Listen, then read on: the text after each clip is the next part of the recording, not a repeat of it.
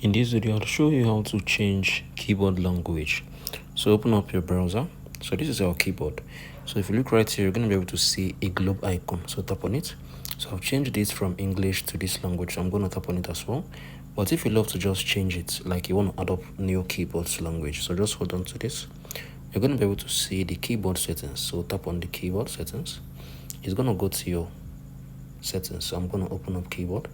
So if you tap on add new keyboard, you're going to be able to see different iPhone keyboards that is from different languages, from China, from KH, all of them. So once you have added it up, it's going to be able to appear on your keyboards. So if you look right now, I think we have just two keyboards here. So this is the UK, this is the English. So this is it. So once I've added up a new keyboard, you can be able to change your own keyboard language if you want. So if you found this video helpful, make sure you like, share and subscribe.